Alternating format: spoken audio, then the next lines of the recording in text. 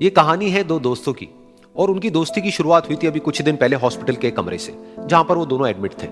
तो दोनों में से जो एक था, उसको अभी कुछ दिन पहले एक पैरालिसिस का अटैक आया था, जिसकी वजह से गर्दन के नीचे की उसकी पूरी बॉडी पैरालाइज हो गई थी और वो अपनी एक उंगली तक नहीं हिला सकता था। और पूरे दिन जो भी नर्स उसके पास में आती, वो उसको एक ही बात कहता कि मुझे कोई ऐसा इंजेक्शन दे दो जिससे कि मैं मर जाऊं, अब मैं और जीना नहीं चाहता, ऐसी जिंदगी का मैं क्या करूंगा। तो उसका जो दोस्त था उस कमरे में, क्योंकि वो चल फिर सकता था, तो रोज सुबह और रोज शाम को उस कमरे में एक खिड़की थी, उसके पास में जाकर के खड़ा हो जाता और अपने दोस्त को बताता कि उस खिड़की के बाहर क्या चल रहा है। बिल्कुल नीला आसमान है, सफेद बादल है, हल्की हल्की हवा चल रही है और कुछ पंछी उड़ रहे हैं। एक बहुत ही सुंदर बीच है जहां पर कुछ बच्चे मिट्टी के घरौंदे बना रहे हैं। कुछ लोग हैं जो वहां पर बैठे हुए बस समुद्र की लहरों को देख रहे हैं। कुछ लोग जॉगिंग कर रहे हैं, कोई एक्सरसाइज कर रहा है, कोई पतंग उड़ा रहा है। वहां पर एक आइसक्रीम की स्टॉल है जहां पर कुछ लोग आकर के आइसक्रीम खा रहे हैं। और सनसेट के टाइम पे जो पानी है वो पूरा गोल्डन हो जाता है और चमकने लगता है। तो शुरू में तो जब उसने वो सब बताना शुरू किया तो उसके दोस्त के ऊपर ज्यादा असर नहीं हुआ, लेकिन धीरे धीरे उसके अंदर जीने की चाह जागने लगी।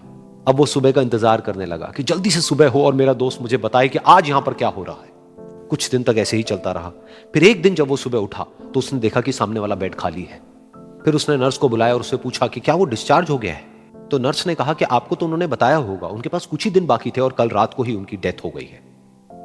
ये सुन करके उसके अंदर की उम्मीद पूरी तरह से टूट गई, क्योंकि सिर्फ उसका दोस्त ही था जिसने उसको बाहर की दुनिया से जोड़ा हुआ था, जिसकी वजह से वो जान पाता था कि बाहर क्या हो रहा है और ये दुनिया कितनी खूबसूरत है।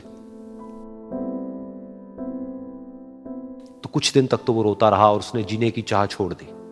लेकिन दूसरी ही तरफ से उसके अंदर कहीं ना कहीं एक नई चाह पैदा हुई कि काश मरने से पहले एक बार मैं खुद अपनी आंखों से देखूं इस खिड़की के बाहर कि दुनिया कैसी है।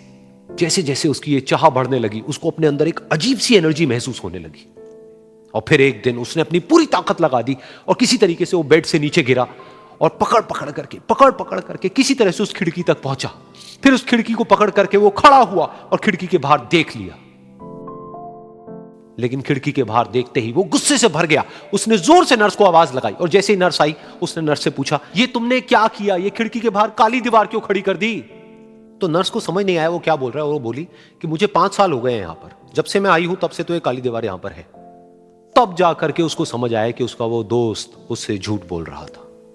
और उसने नर्स से पूछा, अगर ये काली दीवार पिछले 5 साल से यहां पर है तो मेरे दोस्त ने मुझसे झूठ क्यों कहा। तो नर्स थोड़ा सा मुस्कुराई और बोली कि मैं ये तो नहीं जानती कि उन्होंने आपसे झूठ क्यों कहा, लेकिन मैं इतना जरूर जानती हूं कि जो भी कुछ उन्होंने आपसे कहा उसी वजह से आप अभी अपने पैरों पर खड़े हैं। तो इस कहानी से हमको यह सीखने को मिलता है कि जो हमारे शब्द हैं, जो हमारे वर्ड्स हैं, जो हम अपने मुंह से बाहर निकालते हैं, उसमें इतनी पावर है जिसकी कोई हद नहीं है। वो किसी आदमी को गिरा भी सकते हैं और उसको उठा भी सकते हैं। तो अब आपके ऊपर है कि आप अपनी इस पावर को यूज करते हो या मिस यूज करते हो।